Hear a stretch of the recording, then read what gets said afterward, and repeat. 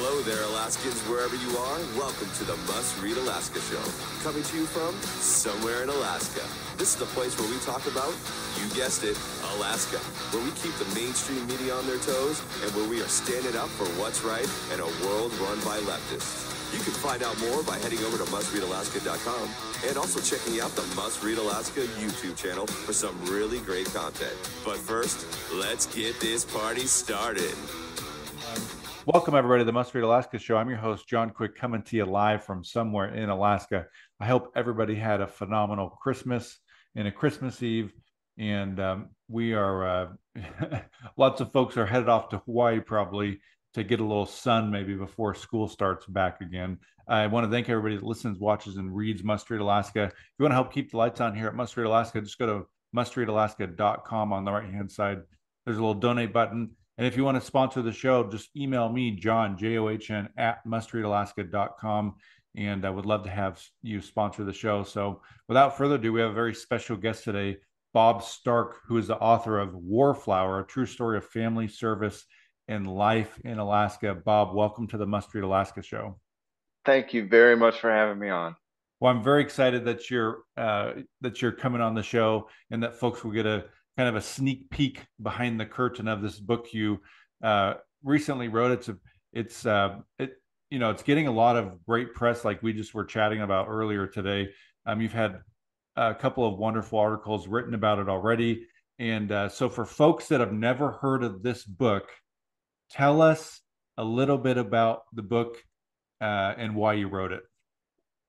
All right, good questions. So the book was first written, the first draft, in 2006, only a couple months after I was discharged from the Army.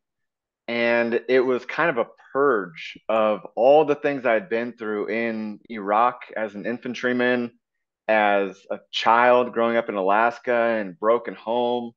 And it was just something that I put down on paper that took at least 2 full notebooks.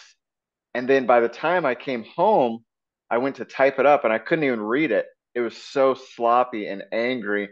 And I later started writing an email to myself that was the same story with a little less finger pointing, a little less anger. And so it was really over the past 15 years is when I first started it. And I published it last June.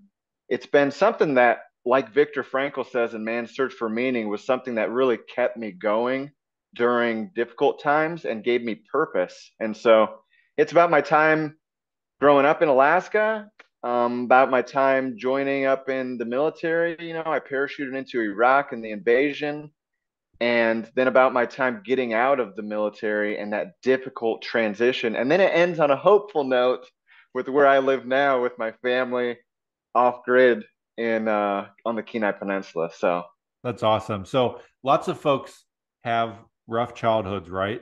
Tell me a little bit about where you grew up, and bring us back to maybe one or two of those stories that I've seen from snippets of your book.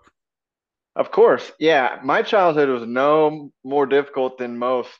I understand that. I'm not some special case. However, so I was born in Idaho. My mother was married to a man. They moved down to California, and we stayed there for probably about 3 months until my mother left him. And so my mother brought me and my brother from California up to Nome. And we lived in Nome for the first 8 or 9 years. And so we were living with an uncle at the time. My mother got remarried to a guy who would rather spend time at Shriner meetings and working as a real estate agent, or as an insurance salesman, than spending any time with the kids. We were just kind of like that old fashioned sense where we were meant to just keep quiet and never bother him. And so, growing up with that idea in mind really left an impact on not wanting to burden anyone. Then my mother ended up getting remarried right about the same time my brother got into different illegal extracurricular activities that left him in prison. So he went to a maximum security prison in Seward. He was sentenced when he was 16, maybe 17, and he was sentenced for 7 years there. my mother shortly after got married to a man who was in prison there and still is in prison for life without parole. And so I went from Nome to Eagle River, where my stepfather was transferred because he was in the National Guard. And then right about eighth grade, when I was like the star baseball kid, skateboarding all over Eaglewood subdivision, boom, my mom was like, we're moving to Seward. And that is when I started really getting deeper into alcohol and shame and guilt. And I just basically hid in the alleys in Seward because my stepfather was in prison, my brother was in prison, my mom worked at a little hotel as a receptionist, and we lived in some equal housing opportunity apartments that everybody knew as crackside. So I was very ashamed. And I thought I would get out of that shame cycle by joining the army and getting all this honor and pride. And, my first tour there was a lot of just kicking indoors, man. And I got out of there and I was like, oh my God, I just terrorized thousands of innocent people. And so it took years for me to realize, you know what? It is what it is. I was doing my job. I'm not going to keep rambling because you asked about the childhood section, but that's a brief glimpse of what it was like as a kid in Alaska.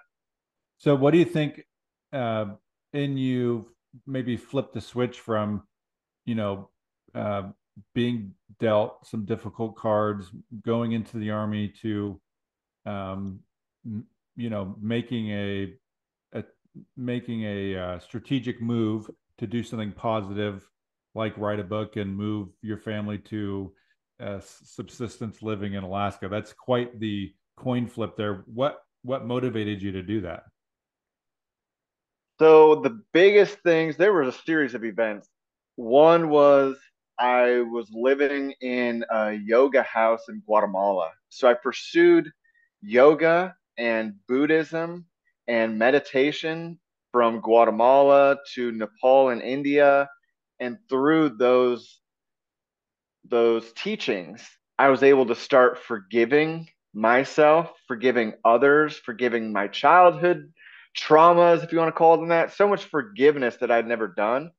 And then I decided, you know what? I'm going to use my GI Bill and I'm going to go to college for what I've always wanted to do, which is grow food and write books. And so I pursued a degree at a liberal arts college because I didn't want to take the mathematics. I knew I was going to fail. And while there at college, I was even more inspired by the people who were growing food in the area. And I always knew I wanted to come back to Alaska, and I always wanted to have a little farm or a little piece of property here. Um, and so, yeah, I decided I'm going to come home after that. And that was in about 2009, 2010. And I'm going to buy a little land with money that I still had saved from the army. And during all that time, I was still struggling, of course, because for me, I'm an alcoholic, man, and so I was still struggling with those addictions, with those shameful, guilty feelings, but they were less than before. And I started seeking counseling, and so I was seeing a counselor on a regular basis who really convinced me, Bob, I know you don't want to admit it, but you probably have PTSD based on some of the stories you told me.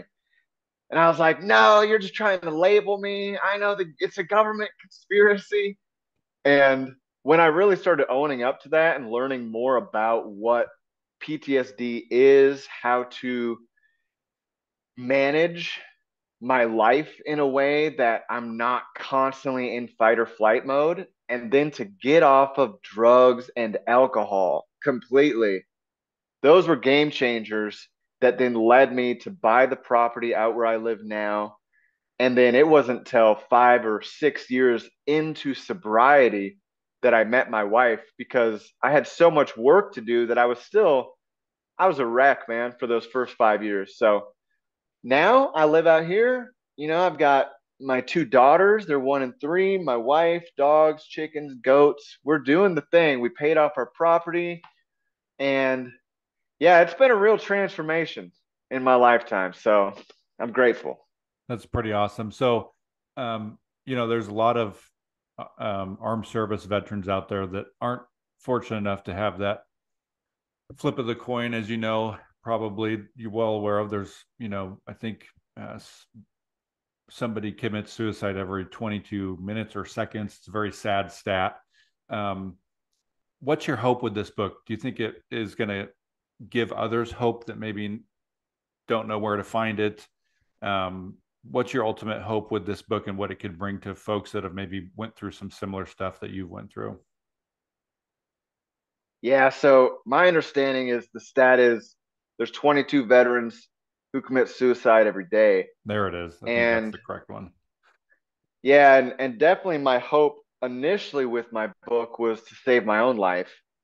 And I did that. And now I truly believe I'm thriving. And since putting the book out, I've received dozens of letters, emails, face to face comments from people whose family members were in the military or who were in the military themselves. And the amount of conversations that this book has sparked so far within families, within the veteran community, and within treatment centers, because I've talked to people in there. And so, definitely, my hope is for family members who read this, and even if they don't read this, for family members of veterans, especially those who are deployed to war zones and have to go through combat, to be patient and loving of their family members as they transition, because it might take 10, 20 years, 30, 50 years for people to transition into what is some sort of normalcy. So to be patient with them, be loving, and for the vets to know that, in my experience, I can't speak for everybody, but man, clean cut, no drugs and alcohol, man. Because that those are depressants, and unless you're not obviously an alcoholic or an addict, it's not a big deal. But if you know you got problems with depression, you're isolating, then the worst thing that we can do is just pound ourselves with alcohol and hole away even more. So it's the hope that, we have walked these difficult paths, and so many have, that they can walk out of it with the right choices. But if we don't make those choices and all we do is live in that victim-based mentality, then yeah, we're gonna keep on being depressed and committing suicide. So yeah, letting them know there's other people out there. There's a lot of folks that have better books than I do, that have all kinds of books, and professionals, seek counseling. There's just so many things that we can do. And not to keep rambling, for those who receive disability money, it's not a trap, man. Just because you're diagnosed with something and the government's giving you $1,000 or $100, to not feel guilty about that, because it's easy to go there, and to use that money to better your life rather than just to survive. So where can somebody buy these books? They're going to hear about you maybe for the first time today when they listen to this podcast or watch this podcast. Give us the details of where they can find this book and snag it up. Well, they can find the book on our family's website, which is secretgardenalaska.org. Hopefully, they can find the book at their local bookstores, whether it's in Anchorage, Ketchikan, Soldotna, or nationwide. I don't think there's books nationwide, but yeah. And then, of course, they can buy them on Amazon, Barnes and Noble. Now, everybody's got to know that if they buy it on Barnes and Noble or Amazon, that I'm only making like $1.04. If you buy it Yeah, from that's us, not a lot. no. Yeah, I was really surprised because, I'm not making millions, I'm not selling millions, but last month I sold, I think it was 79 books through my publisher, and I was like, yes, that's a success. And I get paid like $114. And I'm like, really? Man. So if they want to support the author, go through the website. And for some reason, we haven't figured out how to change the shipping. So if you just buy a book, it might say you're gonna spend this amount, but we'll rebate the like $5 or whatever it is. So yeah, that's where you can get the book. And whenever you're done, if you buy it and if you read it, give it to your friends. I like that. So talk to me a little bit about this subsistence food aspect of it, because it sounds like you have a passion for growing your own food, cultivating your own food. Talk to me a little bit about that. Yeah, that really started for me when we were driving through the Fertile Crescent.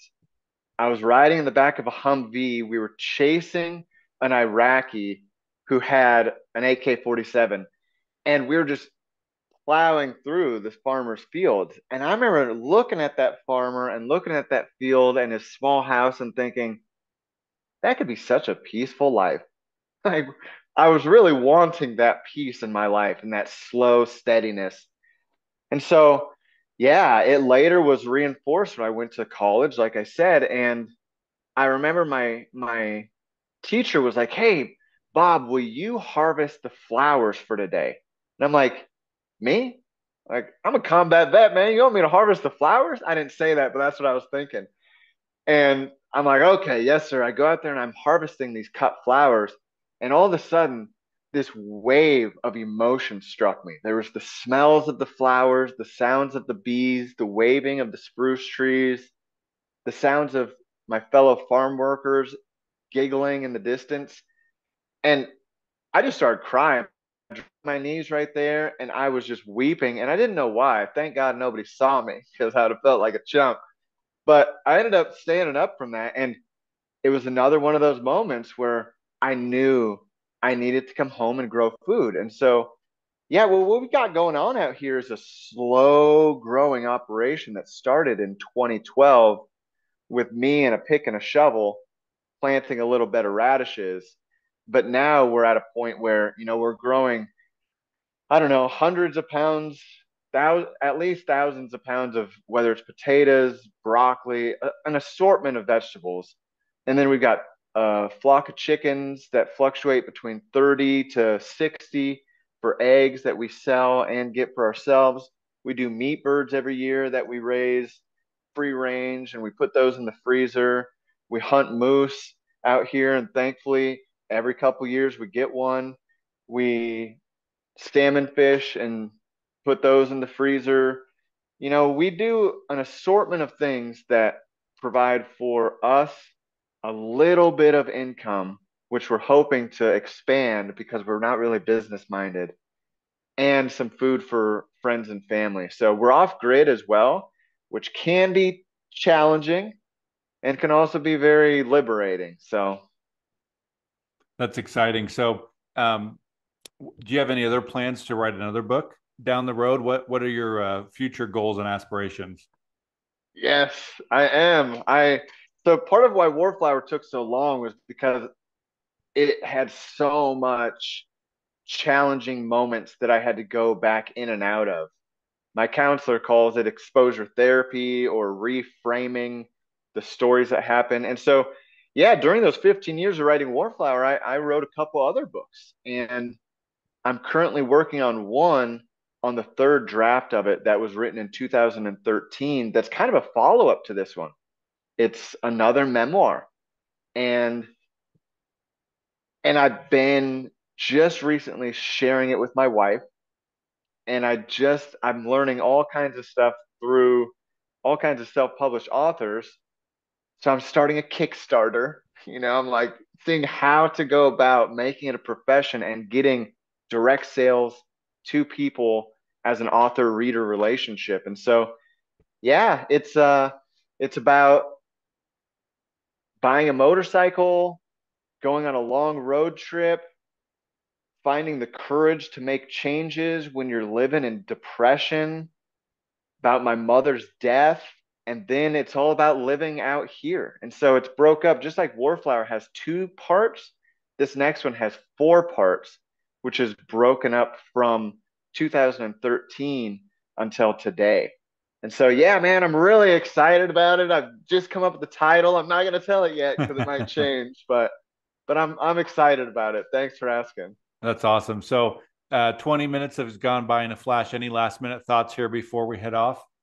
I'm just doing this because I heard Melissa Cook do it the other day, and I know she's a really great self promoter and she's got tons of readers. So I went on Amazon and I saw a review that someone had written. And people ask, what's the audience? Well, I've had 14-year-old girls read the book. I've had 18-year-old young men who were thinking about joining the military read the book. And I've had a 91-year-old grandmother buy it for all of her Christian friends on the East Coast, which surprised me because there's some vulgar language. It's a war book.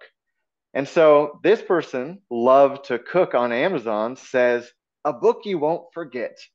I don't have words. I'm 86 years old. This book is among the most memorable and emotional books I have read. It comes up in many ways in my thoughts every day. Thank you for sharing your life. And those comments, man, the letters, it's all been so worth it. And so I hope if anybody out there has a story inside of them, to put it on paper and to share it with others. That's awesome. So remind me again, one more time, what's your website, your main website? Our family website is secretgardenalaska.org. That's where we Awesome. have a blog about what we're doing and then some products that we have for sale, including the book.